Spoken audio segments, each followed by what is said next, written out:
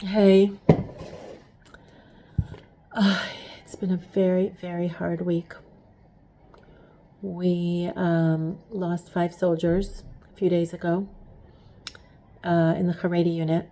So all the names are very familiar, and I actually do know one of the boys. I don't know the boys, but I know the family.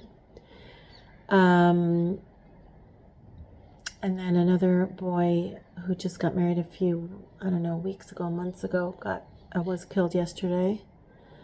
And now I just heard there was a pigua, an attack in Tzomet HaGush, Gush Etzion, where we always go to. I have friends who live there. We go to on our trips, on our women's trips. It's just very, very crazy. And yeah, so I'm just going to go straight into the Parsha, and I hope that it somehow connects and it somehow makes me feel better. And it makes everybody feel better. And it's unbelievable. Okay, anyway. So Balak, Parshat Balak.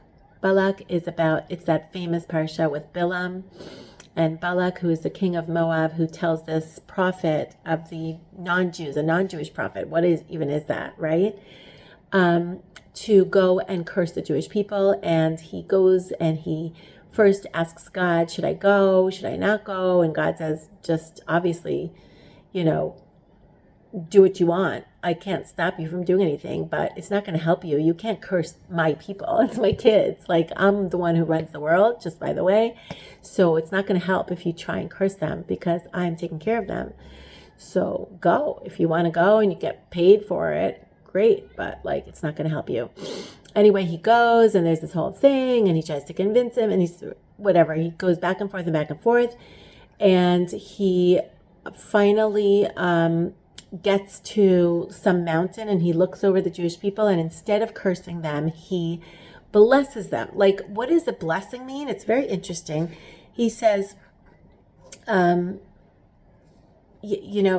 all these really great psukim, all these great verses about Matovu Ahalecha Yaakov Mishkanotecha Yisrael, and actually the Iran war that we had a few weeks ago, if you remember that, the 12-day war, it was called Am Kelavi, and it's from this parsha.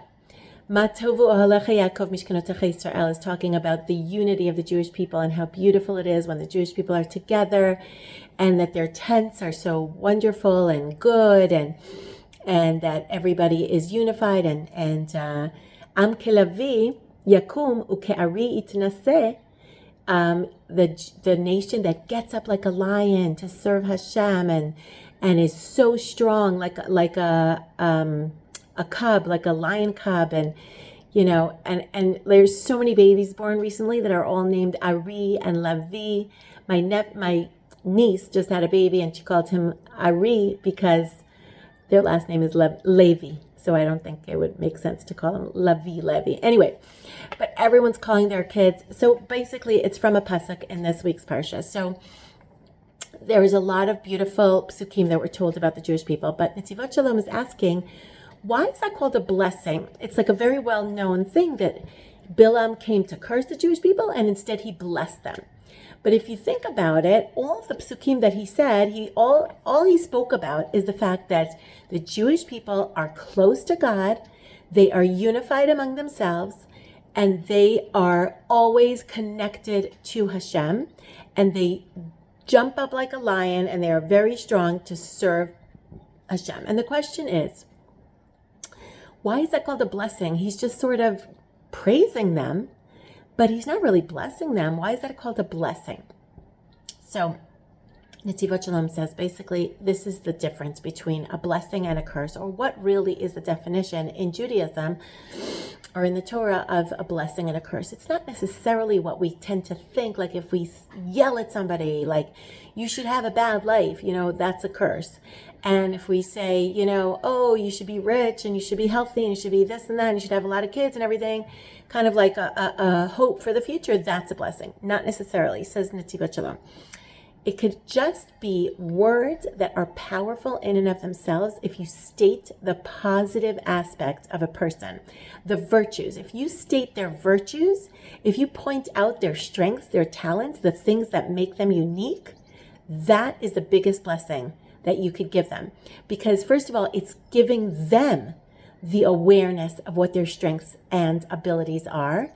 And it's bringing the potential into actuality. When you say certain words and you point out, even if it's obvious, or even it's just something that came naturally to them and they didn't do anything to deserve necessarily this praise, but if you point it out as a praise and you say this is a people that get together, that unite when things go wrong, they do chesed, they love each other, they are like a family, they are just like out there and they care and they have compassion about each other. And when boys die or are killed in the army, like we're crying, we're all crying because it's like all our children, it's our children. Every single time we hear names on the radio of soldiers who were killed, it's like another child of ours. It's like we are with that family. We are feeling their pain because they are their sisters and our brothers. It's like one family. So, if you just state that gives tremendous power, and that in and of itself is a blessing. And the theme running through all the blessings of Bilam is that as long as the Jewish people are connected to Hashem, and they are always connected to Hashem, there's not a minute that they're not. And even if they seem like they're doing everything wrong, they're always connected to Hashem. Nothing bad can happen to them. And just like Hashem told Bilam, you can try and curse them, but Baruch Hu, it is a blessed nation. It is connected to me. I am their father. So as long as they're connected to me, and they're always connected to me, you can try and point out their sins. You can try and point out how bad they are. You can try and point out how badly they're behaving. It doesn't make a difference. I am going to make you focus on the positive. I'm going to make you focus on how amazing they are. And it doesn't even matter if they're not amazing. They are my children. So I'm amazing, says Hashem. I'm infinite and I'm perfect. So they who, by virtue of the fact that they are connected to me, they are untouchable. So it just makes us realize that the more we're connected to Hashem, the more we focus on that, the more we talk about it, the more we bring it out from potential into actuality, the more we will actually experience the protection, the incredible guarding protection that comes from Hashem's love for us. And then we will, if we focus on it and we say it over and over and over again, it will actually happen. And we will notice it happening much more clearly. I mean, we really did notice it a few weeks ago in the Iran war. It's like miracle after miracle, and all these missiles that were coming and rockets and insane ballistic weaponry that was all supposed to just eradicate us and just like wipe us out of the world, like easily 200 people should have at least been killed. I mean, God forbid, right?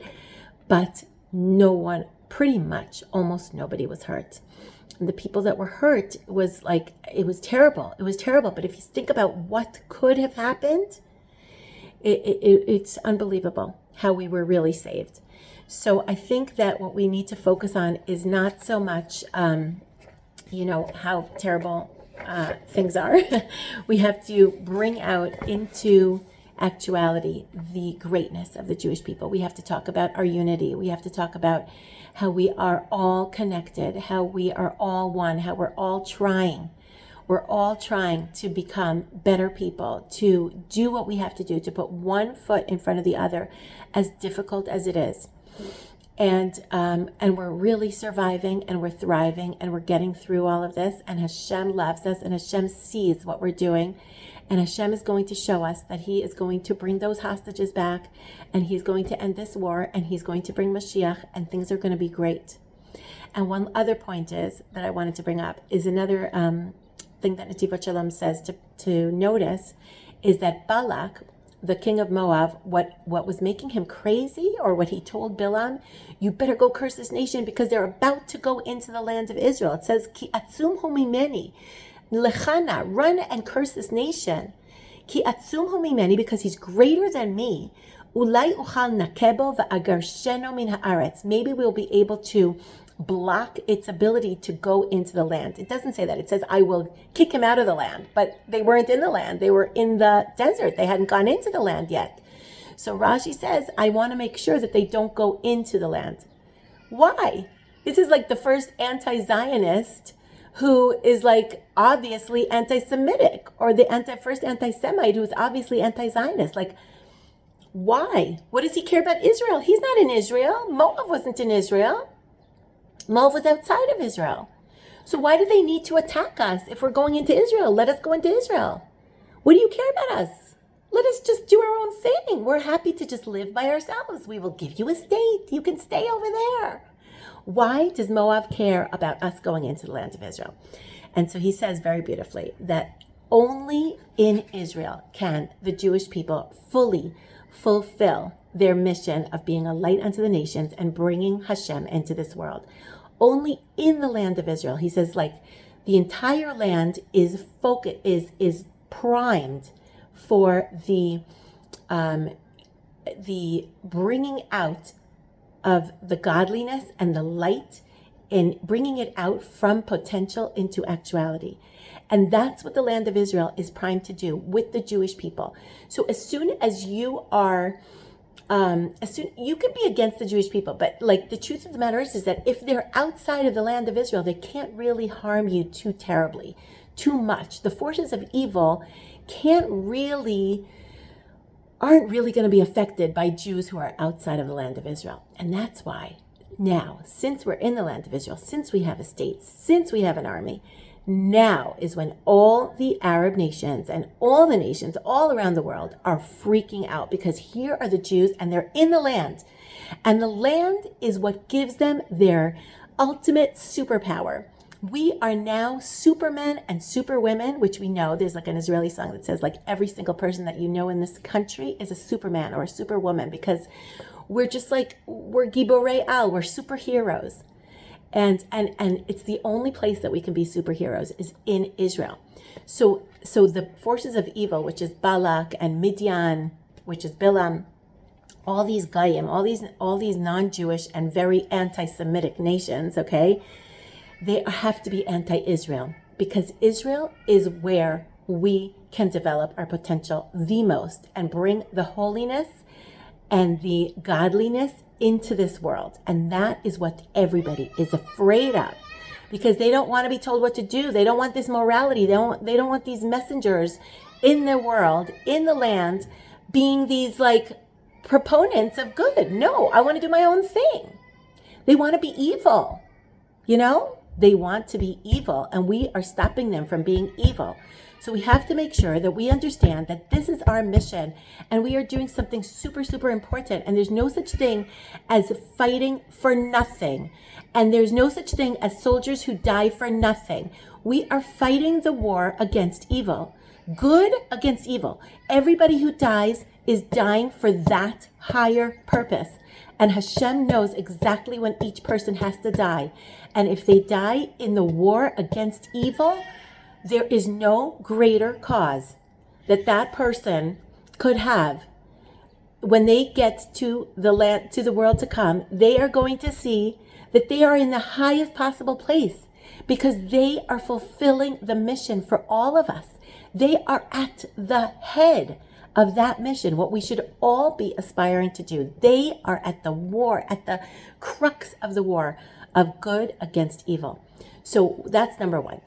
We have to understand that. And he says you have to understand that in Eretz Yisrael, he says in general, the whole entire world was created for us to bring the physical and make it spiritual. And he says only in Israel can you actually fulfill that. If you are outside of Israel, and I don't mean to judge anybody who can't be in Israel yet, but if you're outside of Israel, he says, you get stuck in the ta'avot, in the desires, in the materialism.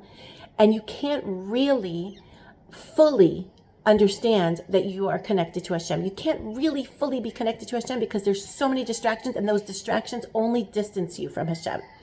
Whereas if you are in Eretz Yisrael, fluff the bundle.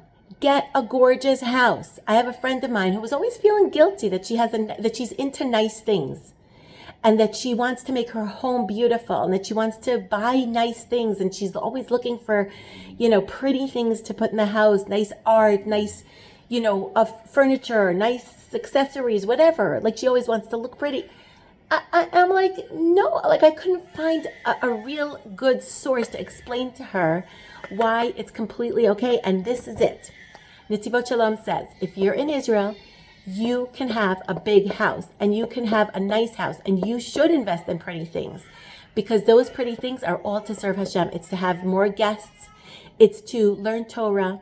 It's to have kids who are happy to come and spend Shabbat in your house because you have good food, and you have a family that feels like it's doing the right thing, and it's nice and comfortable. You should be comfortable in the land of Israel, because everything you do, just by virtue of the fact that you live there, is already a mitzvah. You are already doing a mitzvah just by living there.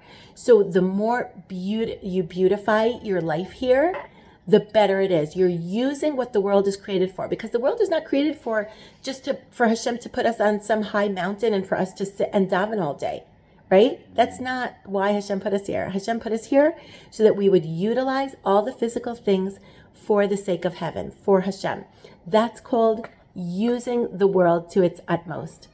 So, therefore, va'agarsheno min haaretz, he wanted to just kick them out of Israel, make sure they don't come to Israel. So, because that's where they can actualize the potential of themselves as a nation and of the whole entire world, and fulfill the purpose of creation for which it was created. That Hashem put us here for this purpose. So, my bracha to you, or you know what? Let's just take the brachot from Bilam, use them. He said a lot of good things. He said, "Matovu ohalecha Yaakov mishkenotecha Yisrael." We should all be unified, be connected to each other, increase our love for each other, increase our responsibility for each other, take responsibility for somebody, bring out your chesed, your compassion, be connected to everybody.